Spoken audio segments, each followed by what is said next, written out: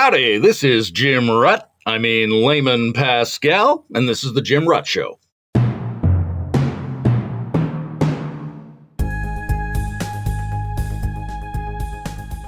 This is a Currents episode. Currents are shorter and less heavily produced than our full-length episodes and generally focus on a single topic. As always, links to books, articles, and organizations mentioned are available on the episode page at jimruttshow.com. That's jimruttshow.com. Today's guest is Jim Rutt. Jim's a surprisingly up-to-date old-timey network theorist, entrepreneur, complexity maven, game bee advocate, and a liminal podcaster who talks like he's packing a couple of six-shooters. I've had him on the Integral Stage podcast several times. I like him a lot, and today we're going to dive into Jim's sense of the principles, possibilities, protocols, and proposals that might make Twitter, or maybe any major digital discourse system, into an actual space of liberty and collective intelligence, rather than just a cesspool of culture war, anarchic corporatism, and reactionary state suppression of human sense-making. We'll be talking digital etiquette and digital infrastructure. Welcome, Jim. Hey, thanks, Layman. Great to be on the show. So a while back, when Elon Musk was taking over Twitter, you wrote an article to explain some of your hard-won insights into intelligent content moderation. Recently, you took part in a Saving Twitter roundtable discussion. What's motivating you to engage on these topics? What's important here and/or agitating you about this? Well, the thing that's agitating me about it is that these amazing networks that we've created, and I've been involved with it since pretty much the beginning, 1980 or thereabouts, have the potential for upgrading humanity's capacity in a major way. And in fact, those of us who were pioneers were quite sure we were doing that good work. And that, by now, every citizen would be impeccably informed about the truth of everything, that common sense would reign, and that our politics would be better than it had ever been. Well, guess what, folks? We was wrong. And in some sense, I suppose, I feel like I have to pay a penance to see what little bit I can contribute to get things back on the right track. Not only has our collective sense-making seemingly declined, but other aspects of what many of us call the meta-crisis have continued to accelerate. Things like population, climate change, depletion of topsoil, fifth species extinction, and then when you add on top of that what should be our collective sense-making seem to be driving us insane, we're not in a good place. And this is perhaps a place that we can do more about in the short term than we can doing things like solving climate change. What does it look to you like Musk's current strategic intent for Twitter is? And what should it be if he really wanted to seize this opportunity? Yeah, that's the problem. I don't yet see a strategic intent from Musk. As I said in the article, he seems to be quite conflicted in his thinking. At times, he feels like a startup entrepreneur who's trying to feel his way to a pivot to something perhaps more profitable. He talks about the X app, kind of like the bite chat, many Swiss Army knife functionalities. And, truthfully, it may well be too late in the day to do that with Twitter. There's a bunch of good analysis on why that's going to be hard. Other times he feels like a classic private equity buyout dude, where the first thing they do is fire a bunch of people, crank down on costs, raise prices, and see how much cash they can squeeze out of it. And, his moves of firing over half his staff, the sort of half screwed up introduction of the blue check where he tries to get people to pay $8 for the blue check. There's all kind of feel like private equity-ish cash squeezing. And even worse, those two strategies are incompatible. If he actually did want to do the X app, he wants as big an audience as possible, which means free, probably. If he wants to squeeze cash, it means a more focused, more intense, and more engaged user base. And he doesn't seem to be doing that either. So hard to say what a strategic intent is, and whatever it is, it's not clear. What I would suggest, and particularly because he claims that he bought Twitter not to make money off of it, but rather to do good for humanity, is indeed to focus on making Twitter the premier sense-making platform for the human race. There's a question of fairness that interests me around sense making. So there's this idea that like a monkey will pay a banana to make sure another monkey doesn't get too many bananas. And humans seem to inherit an instinct for fairness, or at least an instinct to limit unfairness to a certain level. And this partly determines whether or not our collaborative sense making succeeds or fails. Because if exchanges seem too unfair, we cross a threshold and the participants become unwilling to undertake the efforts of collective intelligence together. And yet, despite having that like deep ethical inheritance, let's say, we have a social situation in which we're locked into a culture war that seems to maintain unfairness by constantly arguing over which unfairness is most dangerous. And I hear a lot of this around the Twitter debate. And I'm curious what you think is the bigger social risk. Is it the unfairness of a managerial liberal control system that suppresses and demonizes opinions it feels are gross, dangerous, and out of touch with contemporary languaging fads? Or is it the unfairness of a single billionaire motivated by greed and whimsy, suppressing any perspectives he personally or economically dislikes? Which unfairness is least bad? There's a question for you. That's a choice of the devil or the deep blue sea. I am quite strongly opposed to call it the conventional wisdom of the big platforms, that they have got this soft censorship that they try to hide, but clearly they have an agenda. As I wrote in the first essay, my view, these platforms should instead focus on decorum and truly dangerous things like how to make a bomb or how to commit suicide and personal attacks, specific racial slurs, etc., but should avoid point of view moderation. If you want to talk about Holocaust denial or flat earth or Catholicism or Marxist Leninism or QAnon, go right ahead would be my view. But whether the kind of soft, big platform conspiratorial attempt to trim off the edges of the discussion or the capricious whims of one billionaire are worse, I'm not sure. Neither are good. Instead, one needs a principled approach to moderation. Yeah, I like that. I spent a lot of time with the sort of malcontents who think there's a future for integrative developmental meta theory. And there's a lot of issues in that around categorizing people into stages of development. And one of the issues that interests me the most is distinguishing between style and content. Because even if you need a certain kind of cognitive complexity to generate a type of idea or a type of cultural artifact, once they're generated, they're in play for everybody. So it's not weird that a lot of demonstrations of so-called postmodern and woke values take the same general form as demonstrations of MAGA and so-called traditional values. Because the way we rank someone developmentally can't be based on the sorts of claims they espouse. It has to be based on their style of behavior and their style of processing. Now, you've just been making a similar point when it comes to online content moderation, that we have to sort of pivot from policing the content of perspectives to policing the style or the decorum, that within certain basic safety frames, we should be allowing all ideas, but enforcing rules of etiquette. So maybe you could give us like a more clear breakdown about criminality, ideas and perspectives, and decorum as the general types of things we need to moderate differently. Yeah, I would lay it out. Criminality, for sure. Though I think one has to be careful about criminality. I would say serious criminality, for instance, advocating civil disobedience, I believe, ought to be allowed. Think of the civil rights movement, where people who were fighting for civil rights in the South did sit-ins at segregated restaurants. That was illegal, and yet it was a social good. So just ruling out all advocacy of criminality, no, but I would say all criminality of a predatory variety, robbery, arson, murder, etc., assault. Another group is things that are inherently dangerous. What comes to mind is instructions for committing suicide so your parents don't know you're preparing kinds of things, which apparently is a thing on some social media platforms. Perhaps how to make a bomb, how to make poisons to dispose of your unwanted spouse, things that are inherently truly dangerous, I would put in another bin. What I've proposed is decorum. That is, that there be a specific set of rules that are published about what you should and should not say with respect to politeness, engagement, being a decent human being, etc. Do not engage in personal attacks. Do not engage in the use of racial slurs.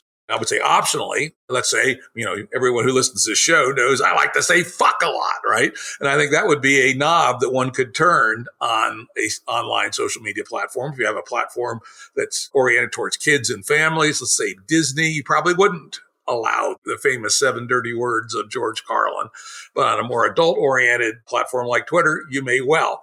You should make those kinds of decorum-oriented rules and have them published and have them much like a criminal code with numbered sections, et cetera, that can be quoted when people violate them. But then the last bucket, which is point of view, that's where I think I do agree with Musk, or at least what Musk says, if not what Musk does, which is that points of view should be allowed, period. Even if they're distasteful, even if they're very strong minority views, et cetera, so long as they don't violate the predatory crime, inherently dangerous, or decorum rules. So as a participant and as a human communicator, what's the difference between me saying Jim Rutt's a racist and Jim Rutt's post sounded racist to me? I think there is a big difference. That as long as you're directing the commentary to the discourse, you are not engaging in personal attacks. And that's a fine line, and it's one that people aren't used to necessarily. But I think it's a skill that we need to develop if we're going to have a wide open public square of ideas.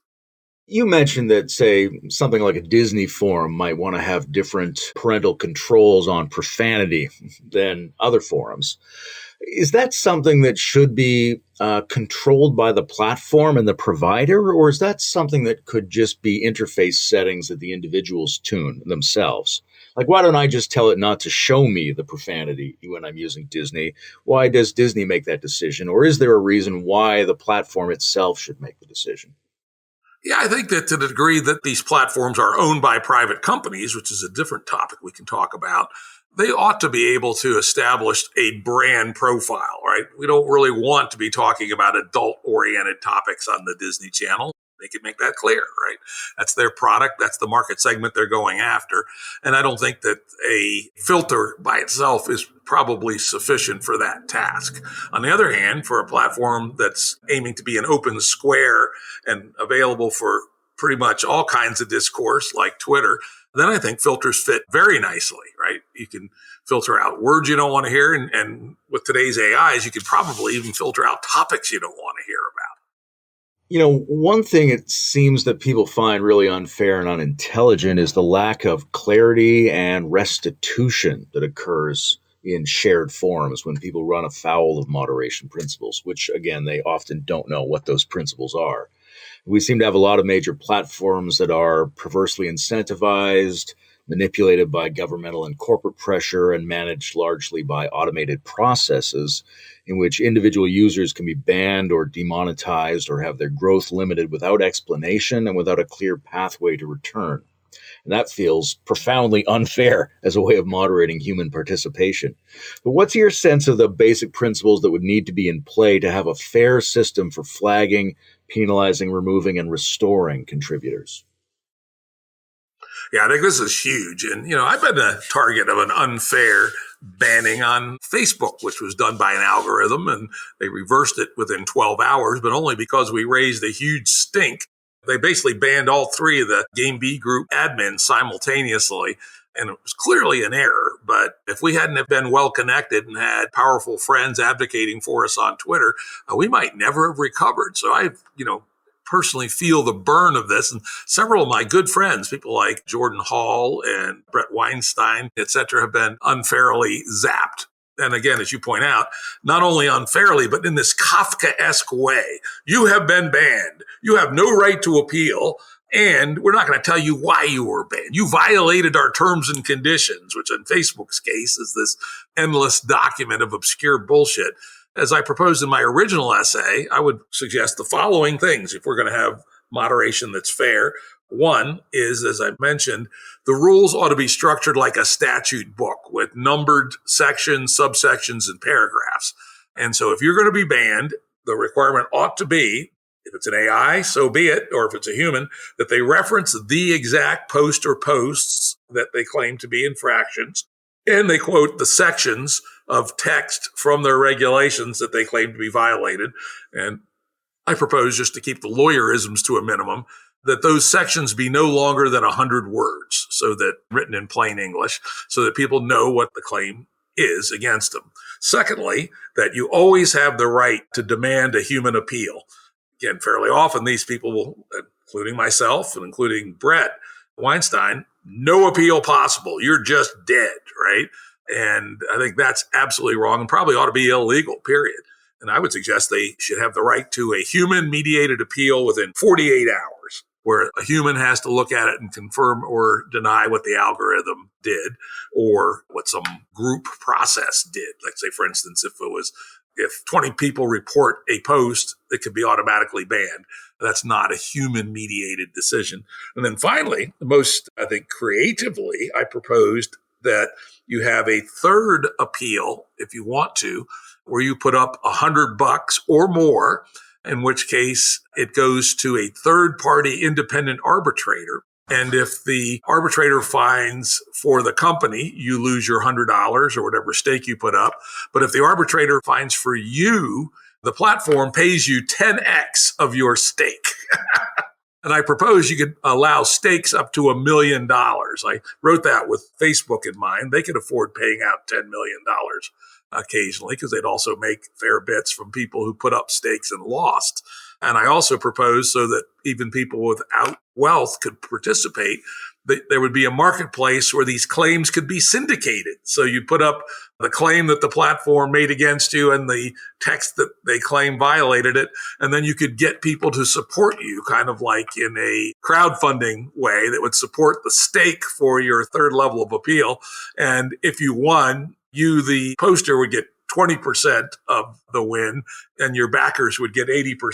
So you'd actually make some money in the cases where you were unfairly targeted. Now, if we assume these platforms are rational, which eventually they are, and converge to the economics of this model, paying 10-to-1 damages when they wrongly bounce somebody, you would expect them to get it right 90% of the time, which is probably a tolerable standard for, a mass phenomenon like an online system with hundreds of millions or billions of users. I like the element of skin in the game that brings for both parties. And it seems like a fun suggestion when we're talking about huge corporations like Facebook and Twitter. But, there's a question about what sorts of, they're mom and pop social networks, and we might want to significantly limit the liability that they face. And so what this puts me in mind of, and you mentioned this earlier, is like, what's the threshold of private? As an avowed Marxist, Jim, I'm sure you're familiar with the idea that social processes beyond some threshold have to become subject to different public incentives as they start to become a general utility than smaller things that might be allowed to focus just on private enrichment. So we all have access to roads and air and firefighters because we think that's part of the commons that we need generally. But perhaps the incentives we give to mom and pop shops shouldn't also be doled out to Goliaths. Maybe Twitter's too big to be held under the general rules, or maybe it isn't. I don't know. So my question, the pulling back, the meta question is, how do we even begin to have a good conversation about setting thresholds between private and public domains and between who can be penalized in what fashion? That's a good question and goes down many rabbit holes. I should say that I believe I said it in my original essay. If I didn't, I should have, is there certainly ought to be a size threshold. Let's say 10 million unique visitors per month, something like that, to put that in scale.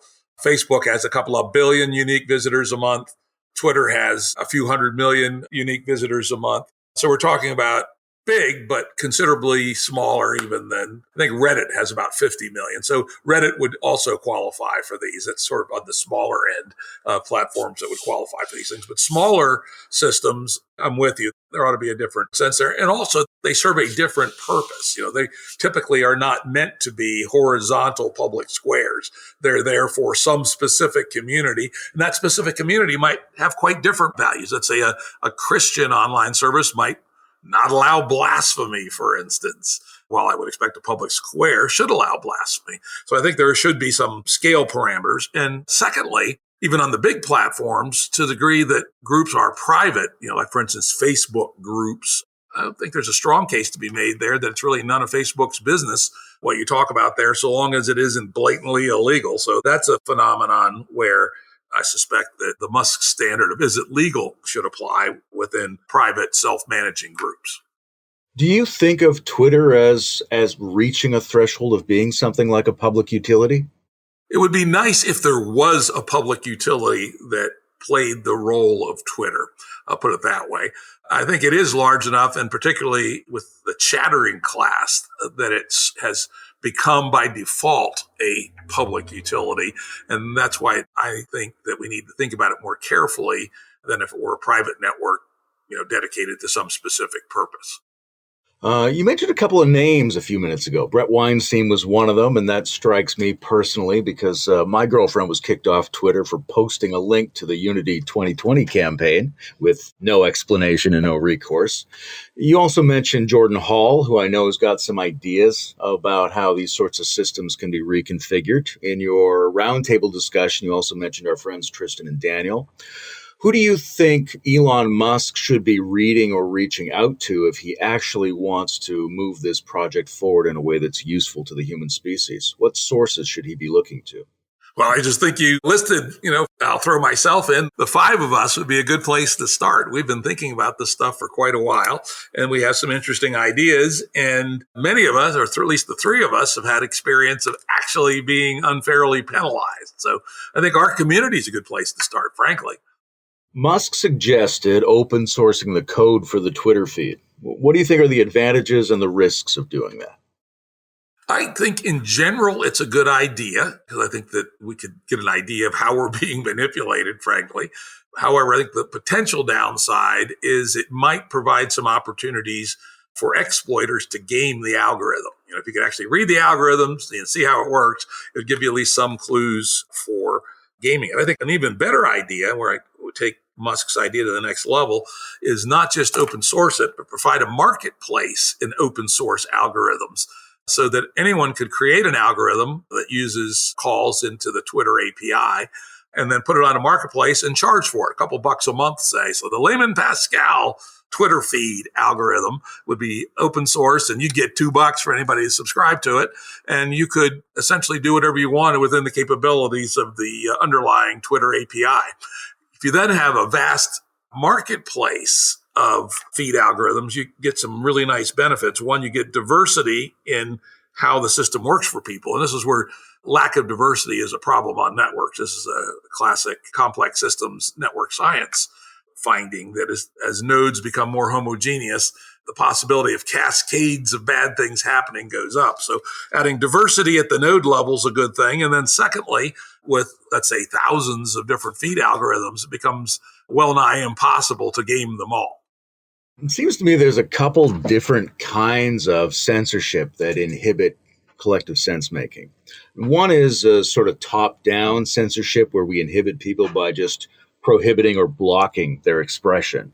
And the other is that we inhibit people by allowing everybody to reactively chide or confront or denounce them or create an ethos in which it's so unpleasant they don't feel like they can express themselves. How do we strike a sweet spot between those two kinds of censorship in order to get the best possible outcome? Yeah, that's an interesting question, and I'm not sure we know the right balance yet. I'd say decorum rules help some, and, decorum rules could outlaw things like doxing or direct personal attacks, but one can still be fairly adversarial and confronting and stay within decorum rules. I suppose the best way to think about the next layer on top of that would be the filters we talked about. And I do remind people, especially on Twitter, you can block people easily enough. And it would be nice to have some more fine-grained tools than we have today. For instance, you might only want to tune somebody back somewhat, for instance. I'd only want to see 1 out of 10 responses that they make, something like that. But I think it's an interesting question because we do want ideas to be confronted, right? The whole idea of a marketplace of ideas is that bad ideas will be replaced by better ideas so long as there's good faith meeting of ideas in the marketplace. And I still believe in that. You mentioned doxing. Elon recently suspended some reporters for doxing him, which turned out to mean that their posts included links to sites that he claimed were revealing too much information about him. Now, whether he was being genuine or not, do you think moderation protocols should hold individual posters responsible for the content of links that they post to? Because it would be weird to charge a person with obscenity for pointing out the location of a library that contained a book that people felt to be obscene. So, what's the level of culpability relative to making links available? That's a good question. In a adult-oriented public square like Twitter, I would suggest that you should be able to post any link you want. Maybe you add a not suitable for work signifier to it like they do on Reddit if it leads to a porn site or something like that. Again, moderated for different purposes. In a children's site, I think you'd have a different set of rules. You could say that our rules apply to what you link to as well. With respect to the specifics of Musk and the airplane tracking website, I think, frankly, there is the example of the capricious king that we talked about initially, right? The capricious king making shit up as he goes along is not a good look. It is not a sensible way to proceed. This is a good chance for me to bring up a personal grievance. A year or two ago, my lawnmower died, and I decided to get an electric string trimmer. So I looked it up online, ordered one. I picked it up the next day at the local hardware store. And then I started to get deluged for the next month by ads on Google and Facebook for electric string trimmers. Now, who needs such a tool less than a person who just got one? It's not profiling me very well, but they don't want to profile me very well. They want to get money from string trimmer companies. So they're more likely to get paid if they categorize me just by the general search term I used than by the precise details of where I am in the process of string trimmer ownership. It brings up a lot of issues for me around how content is targeted, what decisions and incentives are going into the categorizing, what sorts of markers are being used to put people into various categories. Right now, the content we see on Twitter and on most major services is either the most recent content or some hybrid compromise between your previous engagement history and the platform's attempts to exploit or service its economic sponsors. There's more innovative sites that have a choice of lenses through which we might rank the content streams that are presented. But what's your sense of how we organize content and how we categorize it in order to present it to each other? What are the most useful indicators about people or posts that would inform the organization of our feeds in more useful and satisfying ways? Yeah, that's a huge question. And I think when we talk about making a platform a social collective intelligence, those things really come to the fore. And today's methods are far from satisfactory. You actually sort of have two topics here. One is advertising and the other is, how do we discover, which I would say are two different things. Let me talk about the advertising first. In my heart of hearts, I would prefer no advertising at all. I've got a strong sense that the internet kind of went down the wrong road once the costs of network and the cost of computing became low enough that services could become ad supported. Famously, Larry Page in his PhD, where he laid out the PageRank algorithm that was the underlying original secret sauce of Google, specifically complained about internet advertising bad incentives for search engines. And sure enough, they were one of the first people that reached the point where they could make their service entirely advertising supported. So the best way to get rid of exploitive ads, get rid of all ads, God damn it. And to give a sense of the economic feasibility of that, the average revenue per user to Twitter is $1 a month. The average revenue per user to Facebook is $2 a month. In today's very low cost network environments, these platforms are still quite affordable. That one could spend on the order of $10 a month and get access to everything they wanted on the internet. I'm quite convinced. And now that was not true 20 years ago, but the economics have progressed to the point, ironically enough, they were originally very expensive. Then they were just barely profitable for advertising. And now they've driven the price down so far through competition, which is good, that they could be subscription based and be an economic barrier to relatively few people.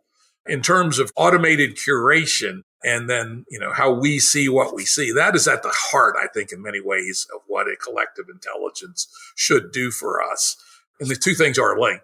To the degree that a platform is based on advertising, there's every incentive to keep you online as long as possible. To the degree that it is a subscription service, let's say I was paying Twitter $1 a month, they have the incentive to have me online no more than I want to be online because it costs them to have me online. So the incentives are directly reversed. And you could have some very clever new kinds of algorithms that the current Twitter couldn't even imagine. For instance, suppose I told Twitter I only want to see 10 posts a day, right? And I'll subscribe to a feed algorithm that has access to all my behavior and has a theory on how to rank the 10 things a day that I want to see and only fed me those. In many ways, that would be a much better use of my time and attention, assuming that the algorithm did a good job, than the current endless feed of horse shit, some of which is interesting, some of which is a pure distraction, interspersed with clickbaity type ads. And as to how it might pick the 10 I wanted, or more generally, and if someone wanted an endless stream of stuff, how it prioritized the stuff.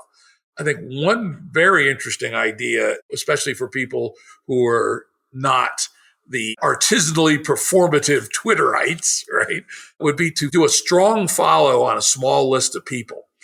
For instance, I really like Rich Bartlett, his perspective on things on Twitter. I'd say, if Rich likes something or even reads something, upvote that to go into my algorithm. If Jordan Hall does the same, if Daniel Schmachtenberger, Tristan Harris, say a 10 or 12 people that I know, use those as truffle pigs, basically, to find the good stuff for me.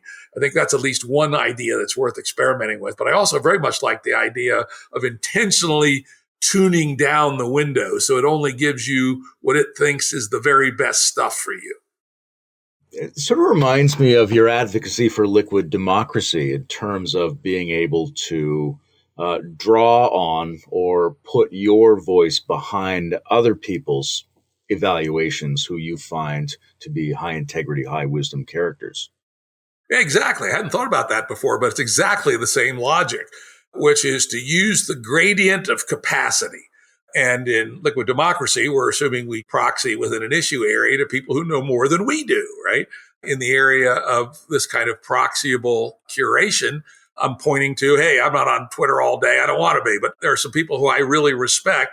And if they're reading things, then I probably do too, or at least I want an algorithm that takes that into very strong consideration. So yeah, I hadn't thought about that before, but the logic is very similar. And of course, when we're confronted with this many-to-many networked world of billions of people, in most cases, there are people smarter than we are in any given domain.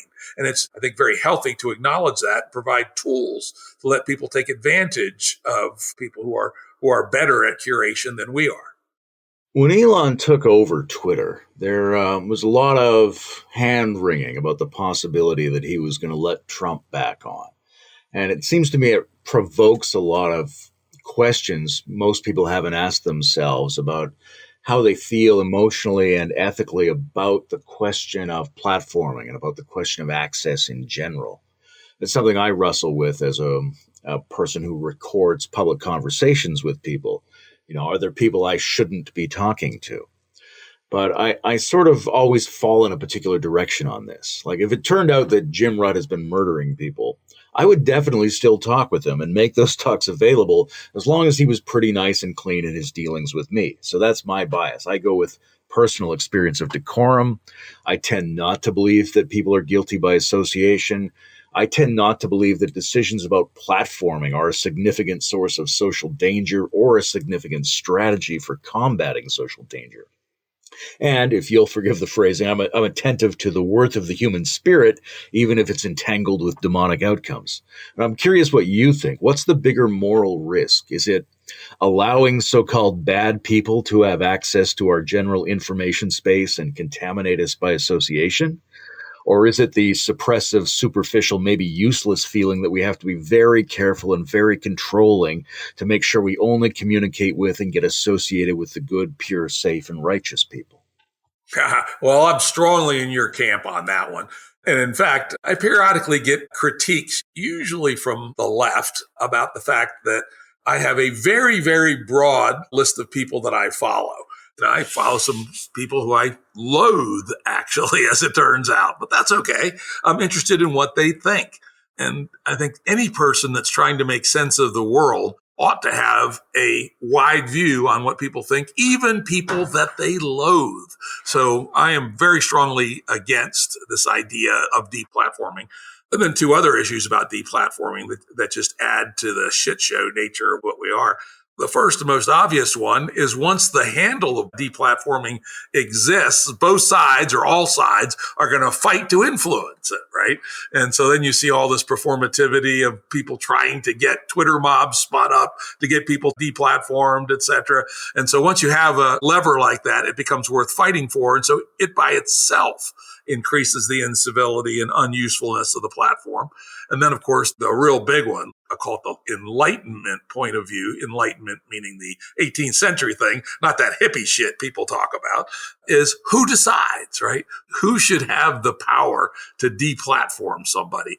I'm not at all clear that for the big public platforms, or even better, if there were a cooperatively owned platform, who gets to decide? I think that's too much power for anybody to decide where the Overton window of respectable discourse ought to reside.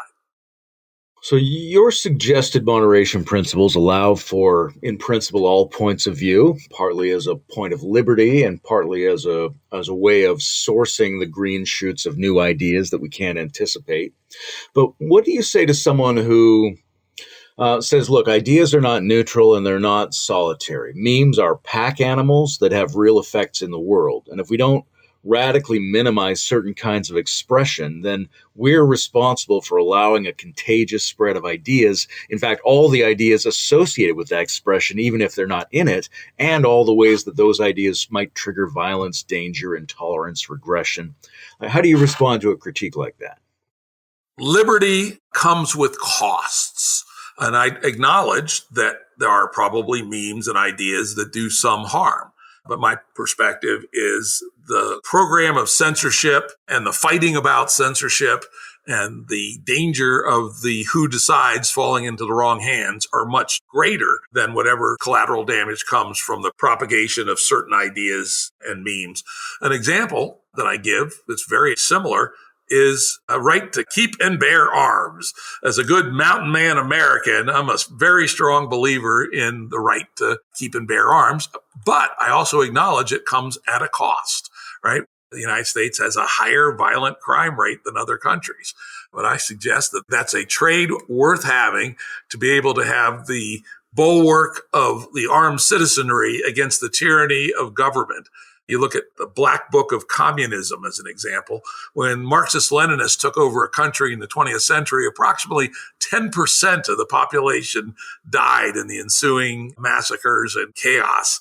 Avoiding those kinds of outcomes is worth accepting a higher rate of mass shooters and things like that.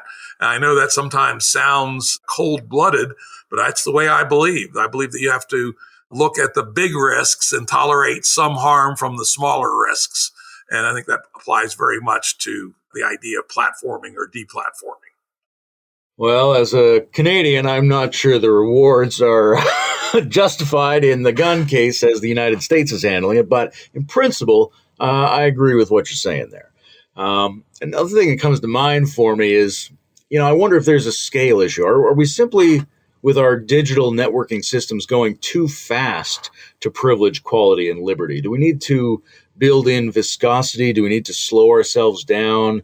Do we need to organize our systems to break up hyperfast, hyperconnected environments to generate spaces that systems theory suggests would be more likely to produce depth, innovation, and flourishing? I did, I think, mention that in the first essay. I don't remember if I did in the second essay, but I'm a great believer that having knobs for viscosity is a good thing. One of the proposals I've made in the past is that when you put up a post, you might be able to optionally have a setting that says reply guys can only reply once a day.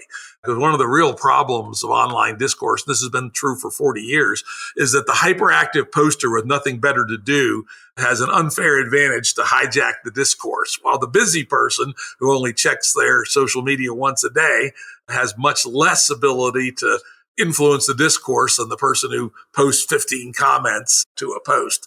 So I think that's a very useful example of viscosity. Also, the example I gave earlier of only getting the 10 best posts a day. That slows things down a tremendous amount, gives you time to think about how you want to engage with these posts rather than, giving 15 milliseconds to each one before you decide what to do. And then I think finally, a educational aspect comes into play. I've long been an advocate of saying that to do something with online content, such as to upvote it or downvote it or share it, is actually a morally consequential action. And if we could educate people that this should not just be 15 milliseconds and a knee jerk, but rather when you do this, ask yourself, does taking one of these actions, is it actually good for the world for me to be putting whatever credibility I have behind this statement or this link, etc. I think if we do all those things, things will slow down a bit and the quality of what is created will be better. As to the other part of your comment about reducing the connectivity of the network, I agree. I think that islands of intense work on specific topics is in many ways more valuable than the giant public square most of the time. As an example, when I was on Facebook, I'm pretty much off Facebook these days. 90% of the value in the last 2 or 3 years that I was on Facebook came from the private groups rather than from the public Facebook, which had just turned into a cesspool of bullshit in a way that was much worse than Twitter. And I think that Twitter could actually benefit, and I believe I called for that in my essay, of having the equivalent of groups within Twitter so that you can form up and collect around concepts, around affinity, around interests, etc., and operate at a level of higher local connectivity, but less long-range connectivity. I love the idea that a well-considered thumbs up or thumbs down is your civic duty. And your moral responsibility, even more so than civic duty. As a purely structural issue, do you think thumbs up and thumbs down systems, as clunky as they might be, create significantly more collective intelligence than just having thumbs up options? I think so. However, an experience I had back in 2013 where we put up a Reddit clone for the Game B community that had thumbs up, thumbs down. It was not successful, even though we added some really cool features to Reddit. In those days, the Reddit source code was open source, believe it or not. And we had all kinds of cool new features, made it look a lot better. But I had a very strong sense that the downvote functionality in a tightly connected community had the issue that many people didn't want to post because they didn't want to be exposed to a downvote. And that has concerned me ever since. In theory, if we were all automatons, the upvote, downvote makes a lot of sense for shaping the sphere of discourse. But if it's actually stifling people from providing content because they're emotionally harmed by a downvote, I mean, I'm a cast iron son of a bitch, so it doesn't bother me in the slightest. But I know a lot of people are much less cast iron sons of bitches than I, more sensitive souls. And I can see how that would feel bad to them to get a downvote from people they cared about. That's my concern. And, curiously enough, if that were the case, one might opt for upvotes and downvotes that were not publicly viewable, but the algorithm could see them, for instance. When I'm looking for some collective intelligence on movies or TV shows that I might want to see, I tend to favor Metacritic over Rotten Tomatoes because Rotten Tomatoes focuses more on a thumbs up, thumbs down, and Metacritic focuses more on a gradient. And it seems like even though thumbs up and thumbs down might be better, foregoing this tendency to inhibit people's sharing, than simply having thumbs up, there's a problem there where if you vote 51% in favor of something, that's very different than voting 99% in favor of something. And all that intelligence is missing when you just have a general in favor or general against position. Would it be better if feedback came in the form of a gradient? Or is there something uniquely good about a vote up, vote down system? I'm with you on the gradient. In fact, in the very final version of our hack of Reddit, I don't think we ever actually released it, but we replaced thumbs up, thumbs down with two sets of 5-star ratings. One was for quality and the other was for importance. And I would have loved to have rolled that out, but the project was just losing velocity for various reasons, and we never did put it out. Say, for instance, on Amazon, those star ratings actually are pretty useful. If something has 4.5 stars, it's probably pretty good. If it has less than 4, it's probably not very good. And people, of course, rate things 1 and rate things 5, etc. So I think that something like a 5-star rating system is an interesting compromise between thumbs up, thumbs down, and, having to allocate points in some complicated fashion that most people aren't going to be willing to do. So I think gradients are good in general. And I think 5-star is something most of us are used to and provides enough of a gradient to be useful. Jim, what the hell is emergent engineering, and how could it be useful to Twitter? Yeah, this is an idea that's coming out of the Santa Fe Institute, and I've done a podcast on it, actually. It's the idea that we engineer for emergence. Let's start with the distinction between the complicated and the complex. The complicated, I like to say, is that which you can take apart, put back together again, and if you're a good quality mechanic, it'll still work. Like your car, for instance, it's got a zillion pieces, it's very high tech, but a good mechanic could take your car completely apart, put it back together again, turn the switch, and it would start. In a complex system, you can't do that. For instance, if you took your body apart and put it back together again, guess what? It wouldn't work. If you took the economy apart and put it back together again, at least it wouldn't be the same as it was before, that's for sure. And the reason is that a lot of information in both your body and the economy is held in the dynamics of the system, not in the statics. The things that are moving continuously, the flows and loops. While in your car is perfectly sound when it's turned off and just sitting there. Your body is not sound if it's turned off. You turn off your body, you die. So the idea of emergent engineering is to develop engineering principles for the truly complex. Part of this is having a suitable amount of epistemic humility. Because one of the things we do learn in complexity science is the ability to foresee the consequences of your action when you intervene in a complex system is not at all obvious until you actually do the change. The thumbs up, thumbs down thing, for instance. I was quite convinced that made a lot of sense until I actually saw it in action, and now I'm considerably more ambivalent about it. And so the discipline of emergent engineering is developing a mindset for how you do these probes and tests, and think about theory, practice, theory loops where you don't try to develop a 747 of complexity from a single point of view, because 747 is another complicated but not complex system. Well, something like Twitter is an inherently complex system, and you would want to use this emergent engineering approach of having ideas, trying them, and carefully measuring them, and then backing off if you're wrong, reinforcing when you're right.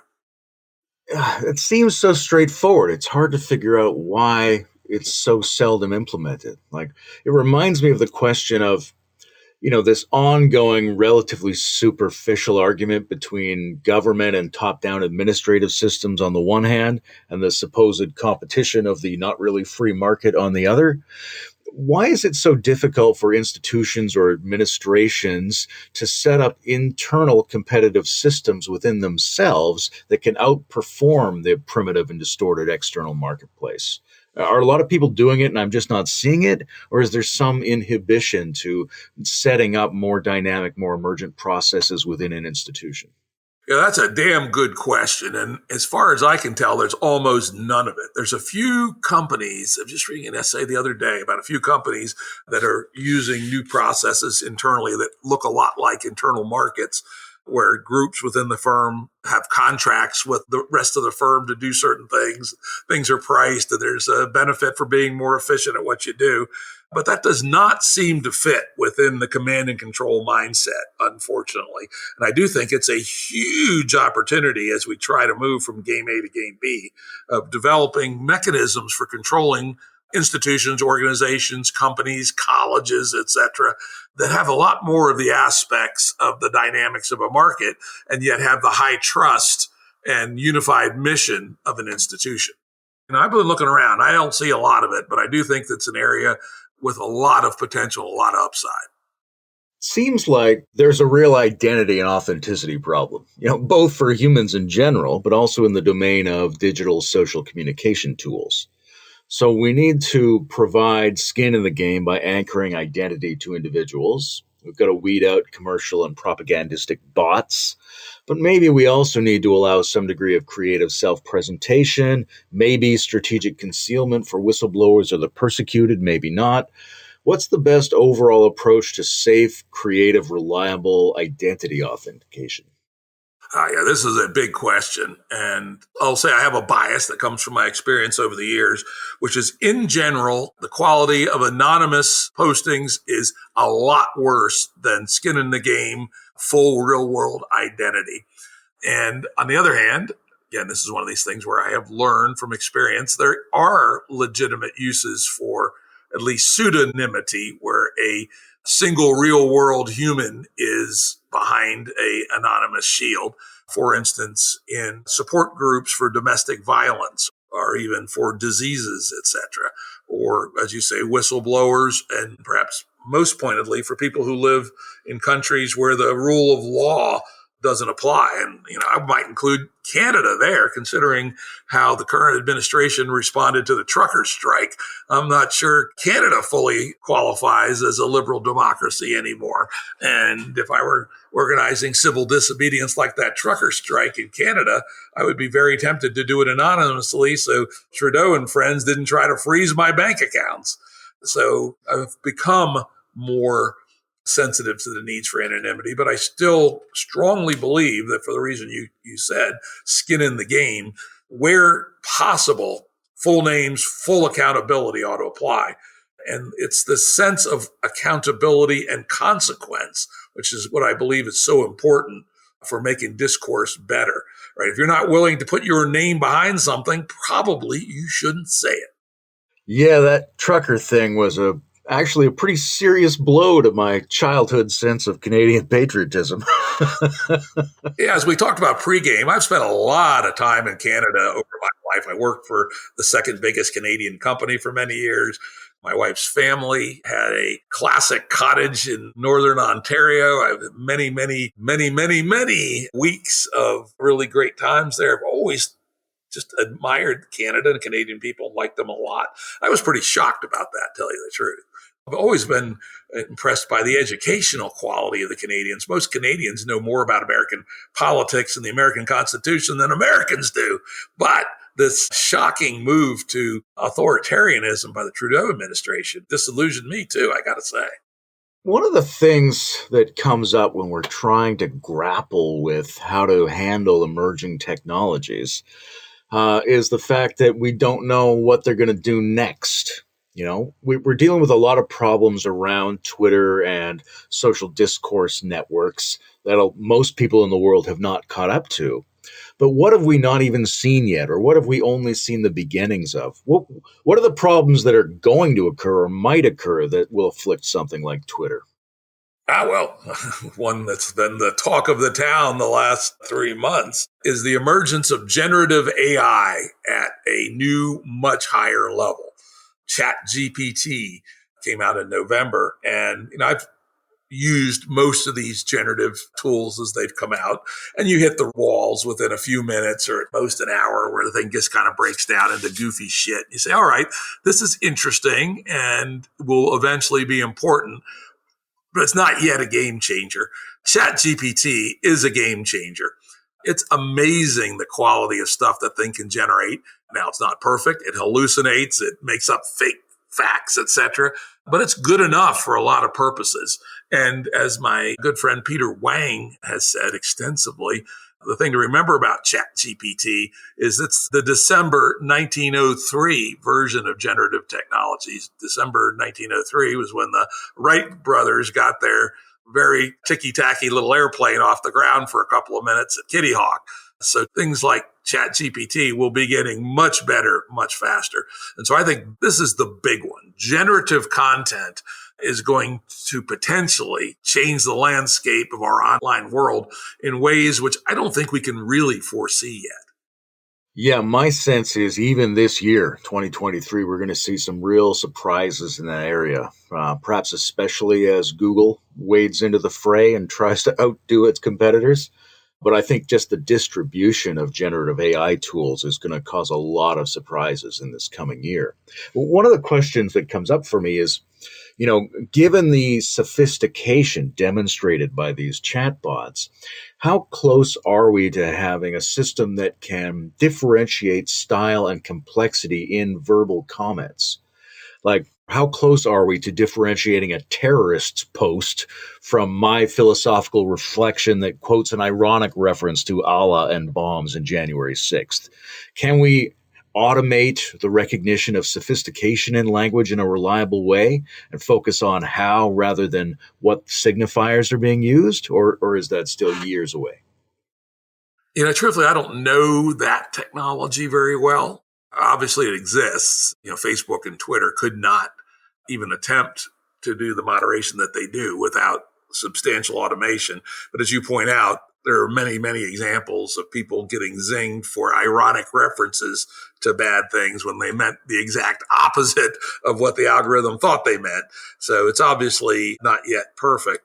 But as like everything else in what's called the natural language processing space, NLP, I would expect these things to get better at a pretty rapid rate. Now, another interesting technical arms race, there is now software that claims to have some ability to detect that an artifact was written by ChatGPT, for instance, right? And I believe these are being offered on platforms that they sell to college professors to look for plagiarism. However, I would expect that there'd be an arms race there as well, with, in general, the generative side being a little bit ahead of the detector side. So, these things are possible, but they're never going to be perfect, and there's always going to be an arms race. One of the things you did not mention when you mentioned Google entering the fray, the other thing that's going to be very interesting is when the open source versions of these large language models get out there, and they probably won't be quite as good as the open AIs and Googles and Facebooks. And while today the gap by being half a generation behind is big, when we get the Chat GPT 5 being half a generation may not even be noticeable. And the open source versions won't have the guardrails that the current systems have, which to my mind are pretty ridiculous anyway. But they'll also be able to be modified for whatever use the user wants and not packaged in a attempted harm reduction package the way the current things are. And in fact, you want to hear a scary idea. I was talking to some political operatives a couple weekends ago, and these are pretty serious dudes. And they're predicting that by 2024, both parties will deploy personalized chatbots where they take the data that's known about you. In the United States, at least, you can get about 650 data points from a company called Axiom for 10 cents. And the political parties have already bought these data sets, train some additions, these sidecars to the LLMs. And basically, there's a personal chatbot trying to get a hold of you on Twitter and via email and text messaging, etc., that is highly personalized so that it resonates with your personal psychology. Yikes. Yeah, a lot of uncanny stuff coming down the pipe pretty fast. I'm a big fan of the aphorism format. I love Nietzsche's desire to really compress complex thoughts into short forms. What doesn't kill me makes me stronger is a very provocative historical tweet. But at the same time, I also love great Canadian Marshall McLuhan's concerns about the format of messaging. And it seems like the format of small messages that they favor on Twitter might not be an area in which people are succinctly crystallizing complex ideas, but rather they're being incited to a simplified, high-speed, throwaway communication style lacking context and nuance. Do you think there's a risk that the small window of communication on Twitter is simply too small to be a useful general sense-making tool? Now, I'm a famously long-winded motherfucker, right? And I didn't do much Twitter until they moved it up from 140 to 280, right? And I can barely express a thought in 280. So I would like to see that number increased. I fiddled around with Mastodon for a couple of weeks in, I think, December. And over in Mastodon, the limit is 500 characters. And you could get a lot more of an actual thought out in 500. Now, on the other hand, where Facebook, where it's open-ended, you get these long manifestos from crackpots, right? And that's kind of screwy too. So I think this is a classic emergent engineering question, back to your previous topic, where platforms should experiment in this kind of space and attempt to converge to what produces the best quality discourse. I think I proposed in the essay, I'm pretty sure I did, that there be longer form artifacts. And I know Musk has actually said he's going to add this soon, because if you're active on Twitter, you know the new thing to get longer form crap out there is to take a screenshot of it and then attach it as an image to your post, which is about the most brain dead, goddamn technical adaptation that I've ever seen. It sort of works, but what they really ought to do is allow you to have a note, quote unquote, and then attach it to your tweet, and then maybe increase the size of tweets from 280 to maybe 500 and see what happens. But I think particularly the one of allowing a note to be a sidecar to a tweet would be great for it to be able to have more in-depth discourse. They could also use some work on their threading engine, which drives you crazy if you're trying to figure out where a tweet that just shows up in your tweet stream stands within a fairly complicated threading model that they have. So both of those would be, I think, important knobs for Elon to experiment with in the coming years. Seems like we need to empower people to generate niches, communities, small world networks where people can develop expertise in certain areas or share an ethos untroubled by the rest of the system.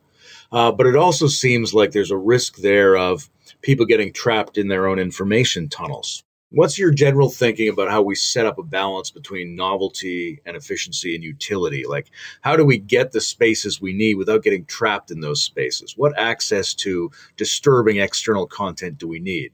5%, 10%, or well, yeah, what's your general sense of that? Yeah, that's a great question. And you've laid it out. There's definite benefit for high coherence, smaller networks working on specific domains. On the other hand, it's real easy to fall into echo chambers and, just hear people who believe the same things you do.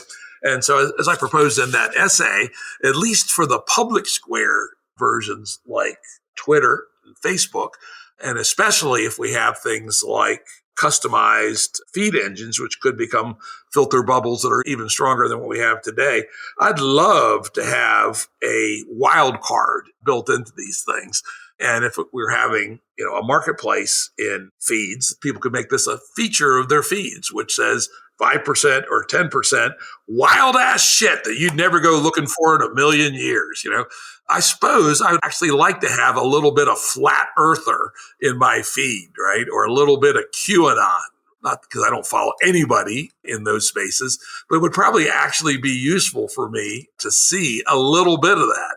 And then if I decide I wanted to drill down in that rabbit hole for whatever peculiar reason, I could. So I do believe that we all need to have a little bit of novelty in our feeds so that we don't overly collapse. And this is, in a higher level of analysis, I believe there's a significant and useful tension between diversity and coherence. Both are valuable, and getting the balance right is going to be a key exercise for us all in the coming years. It's a bit worrying for me to see government, military, and intelligence services defining things like misinformation and disinformation. Like, they've always tried to control the cultural conversation space, but it feels like they're swaying into a 1984 scenario as a kind of allergic reaction to the possibilities of free information flow. But I think this raises an interesting question about moderation rules, which is, okay, we don't allow dangerous predatory crimes. We do allow upsetting ideas. We do enforce rules of decorum. What do we do with misinformation, which is factually incorrect, or disinformation, which is factually correct but maybe has a misleading context? So that's something we regulate, we remove, we flag. What's a smart way to approach that kind of stuff? I think that this is an issue, but I'm like you. I feel a very negative vibe when I think about the government getting involved. The United States set up a disinformation department within Homeland Security. Fortunately, as soon as the light of day went on that, they folded. And I think that was a damn good thing. On the other hand, there are idiots on one side and bad actors on the other, which are putting out both misinformation and disinformation. I think the right answer there is a community immune system. I will give Musk credit for investing in the community notes idea, where people can actually annotate things that are posted. I presume at some point some kind of vote from the annotations will come up, which will suggest whether the community at large thinks this is good information or bad information. I think approaches like that are probably better, I'm almost sure are better than top-down approaches. But we do need to do something about that. On the other hand, with the emergent engineering perspective, one should also think about how will these community notes platforms be gamed, right? Will there be crowds of people who will try to manipulate the community notes by claiming that perfectly reasonable stuff, but from their enemies, quote unquote, is disinformation or misinformation? So you got to think through that, have to try it, and we'll have to adapt, I think, to find a community sourced curation that's actually useful. But I would take my risks on that journey rather than delegating it to Pierre Trudeau and his friends, right? A lot of the systems that we're embedded in now seem to be optimizing for engagement. And there's some problems with that. But if engagement is not the ideal metric, what is? What should the system in general be optimizing for? Engagement is terrible. As I said, that the fact that we're in an advertising model forces engagement to be the metric. I mean, if you go in a store, the last thing you want to do is put shopping carts in the door so people can't get in your store to sell them stuff. And if what you're selling is advertising space, you want as many people online as long as possible. In terms of what would be a better metric, a guy named Joe Edelman has long promoted a metric, and he's even has some good ideas on how to measure it. And that's what he calls time well spent, and particularly retrospective time well spent. When you look back at how you spent your time over the last month, I think is the time he suggests. How valuable do you think that was for you? I would love for something like a Twitter or a community-owned platform to basically query its members monthly and tell them how much time did you spend. Okay, you spent 22 hours on platform X this month. 1 to 100, was that time well spent or not? Or 5-star rating. So I think that's a really powerful, and people should check out Joe Edelman's work on time well spent. It's actually pretty subtle. And he makes a very strong argument that if you nudge people towards spending time that they retrospectively, when looking back, believe was well spent, that could be an extraordinarily powerful algorithm for society as a whole, and not just for social media, but we could start it there. That's fun. I could get in on retroactive time well spent. That's a promising idea. I'm wondering what you think are promising systems or platforms. Are you using some things that you feel are great? Are you hearing about some projects that you are excited about? What's making you enthusiastic about the next cycle of platforms and systems online? I will say there's a lot going on right now with smaller platforms, most of them aimed at bespoke community. A project called Wico, which is very interesting. There's a project called Hilo, which is another quite interesting one. There's another one called Coordinate, APE, APE, which is for small groups to compensate each other, assuming there's funding for a project. It's a self-organizing management platform. There's another one called the Metagame. I just talked to the founder of that the other day for the second time. Some very interesting ideas on how a community can self-organizing using ideas like, though not identical to, sociocracy, so they could build out a quite large community of people working on large-scale projects and still have coordination at a pretty high level without command and control. I think there's more interesting stuff going on out in the green shoots right now than I've seen for a while. But I would also say none of them ones I'm aware of are aiming to become a new public square. So I'd like to see some green shoots activity there as well. I'm going to interview the WeCo guys in a couple of weeks on the Integral stage, which is weird. And this is weird for me too, because I'm basically a religion and spirituality guy. But this is pretty exciting stuff. And I think we need to be putting a lot more of our attention and intelligence into understanding the dynamics of digital online systems, because that's going to be determining not just the layout of society and economy, but also the way we shape our brains through the use of the technology going forward. Yeah, I 100% agree. And I do think that there's been enough learning and, frankly, negative examples for the last 15 years that this is now stimulating people who are really seriously attempting to do something better. And, I particularly like the WeCo guys. I'm, in fact, actually providing a little support to their activity. Well, I'm out of questions, man. Is there anything else we should discuss on this topic?